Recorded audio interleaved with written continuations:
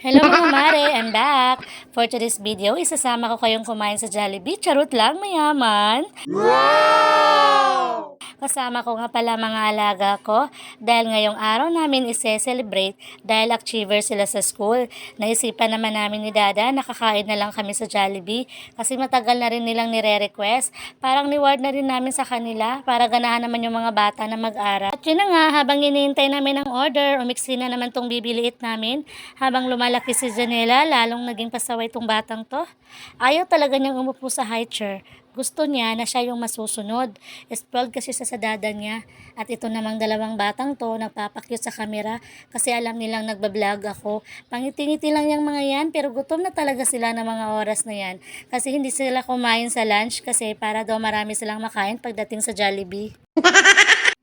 At yun na nga, binalik ko na nga sa Janela sa upuan niya kasi sobrang likot at nahihirapan talaga akong i-belt ang upuan niya. Gawa ng ang likot talaga ng batang to. At yun na nga, after 24 hours, nag-bit na rin yung order namin. To ready to pick up na siya. At yun na nga, sinama ko nga sa Ate Casey ng mga oras na yan para may kasama naman akong magbit-bit. Diyos ko Lord, buntik ko na napitawan yung dala ko. Nagulat talaga ako pagdating ko sa upuan. Tumayo sa Janela. Diyos ko, tong batang to. Hindi talaga makapirme sa upuan. Sa bagay, ganyan talaga mga bata. Kailangan eyes to the board talaga tayo mga mami. Sa wakas, nag-umpisa na rin kumain ng mga person. Inayos ko muna si Aling Maliit. Kasi tinuturo ni Janela yung ice cream. Gusto niya talagang subuan ko siya. Kaya yun na nga, pinabigyan ko yung si Aling Maliit. Sunubuan ko na lang siya para hindi magmumuryot. Kasi alam mo naman tong batang to. Diyos ko Lord, kapag naumpisahan na talagang umiyak, tuloy-tuloy na talaga yan. Yun na nga, habang sinusubuan ko si Janela, subo-subo rin ako ng konti habang hinihintay ko yung order ko. Mix and match kasi yung akin. Busog pa kasi ako, kumain kasi ako ng lunch. Kaya yon, sila lang yung inorderan ko ng may chicken at saka rice. Kasi hindi kasi sila nag-lunch.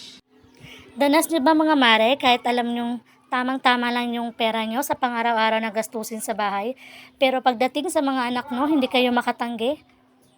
Ganyan talaga tayo mga nanay, no? Hanggat kaya natin ibigay sa mga anak natin. Ayaw ko kasing maranasan nila ang naranasan ko. Kaya laban lang tayo sa hamon ng buhay. Gusto ko matikman nila ang hindi ko natikman nung bata pa ako. Laki kasi ako sa broken family, kaya ayaw ko makaranas sila ng hirap. Gaya ng naranasan ko noon. Wow! At nakikita nyo bang nakikita ko? Tinudo na talaga ni Tanta, no? Pasensya na kayo. Nagkakamay talaga siya pag kumakain. Hinahayaan ko na nga lang siya kasi diyan siya komportable. Nagugas naman siya ng kamay bago siya kumain. Tignan nyo nga, ubos talaga. Pati buto, kinain. Parang hindi nakakain to mga alaga ko ng 1 week, ah. At sinusubuan ko nga pala ng paunti-unti si Aling Maliit na mga oras na yan. Puro lang kasi ice cream ang kinain ng batang yan. Tignan nyo nga to si Tantan, hindi talaga ako lugi pag ito'y dinala ko sa Jollibee. Kasi pati buto, kinakain talaga niya. Nakakatuwa naman tignan tong anak ko. Pag marami lang talaga akong pera ngayon, ako, bibilan ko pa sila uli para naman magsawa sila hanggat gusto nilang kumain. Kaso tipid-tipid lang talaga kami for now. Wala pa kasing trabaho si Dada, hindi pa siya tinawagan sa trabaho niya. Taste mo ng mga person. Napa ako na ang puso ng chicken. Mana? Wala, yatag ng chicken sa atin mo.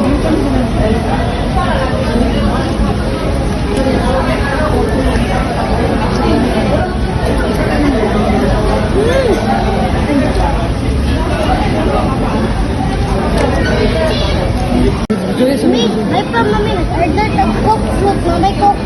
Wala.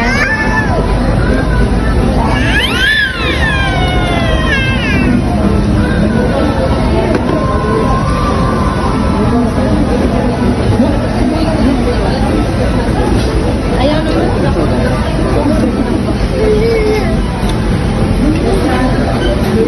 Ikot na niya tanan. Ano lang, alang ice cream yan, Nabi.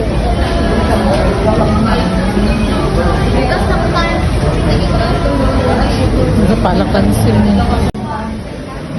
Dami.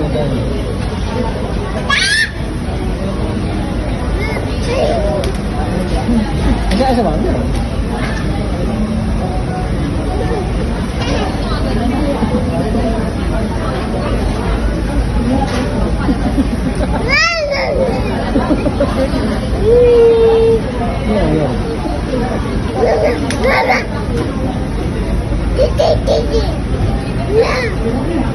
Mama.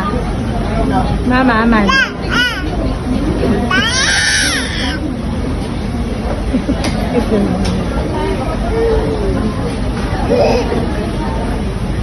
Pag-ano?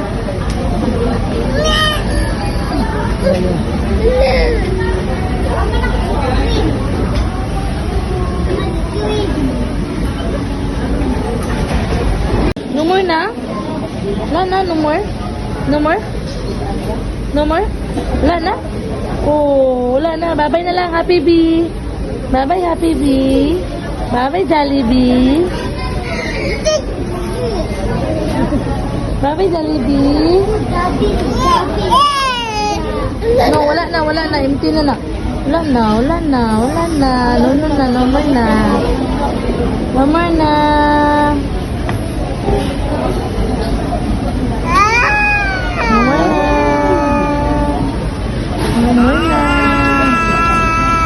Ako mga kamutar.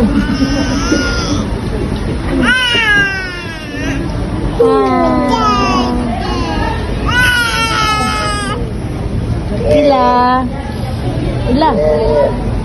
Mayroon siya gamay. Ate Ila. Ila. Mama.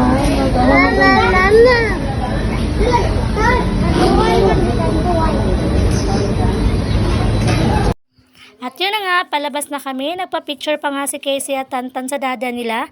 Tuwang-tuwa mga person na pabigyan ng hiling. At tignan mo nga tong dalawang batang to. Nagpa-picture pa nga sila sa kaibigan nilang si Jollibee. Sobrang nakakatabalan talaga ng puso na makikita mo yung mga anak mo na tuwang-tuwa sila. Thank you, Lord, sa mga blessing po na binigay niyo po sa amin. At yun na nga, dumaanin kami sa Minute Burger kasi nabitin daw sila sa burger sa Jollibee. At yun na nga, bilang nanay na tagapag-budget nila, pinagbigyan na naman ng hiling ng mga alaga ko. Kasi ganyan naman tayo mga nanay, love na love talaga natin ang ating mga anak. Naghintay na nga lang kami saglit niyan, kasi gawa ng marami ding mga tao na bumibili. At marami din silang mga flavor, may mga bacon, may chili, yun, may cheese. Basta marami kayong mapagpipilian kapag bumili kayo dito.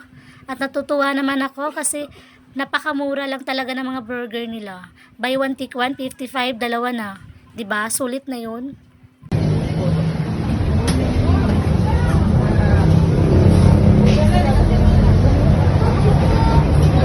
Mama si Tantan.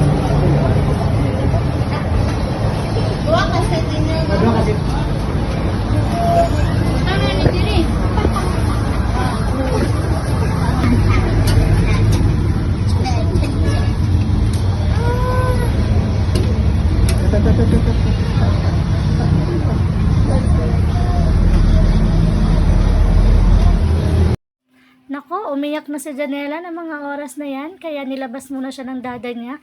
Naiinitan kasi sa loob, ang init kasi, gawa ng stove nila malapit sa amin.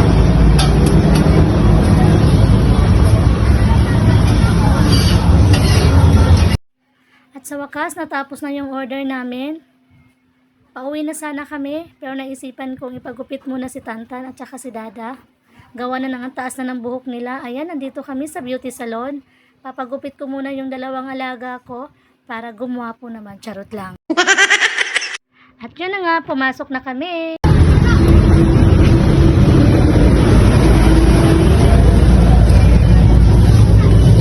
Tantan muna.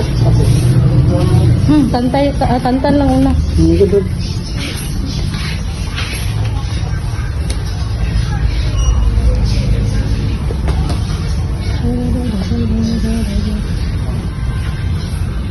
Ay, liyok ka? Liyok ka na ba?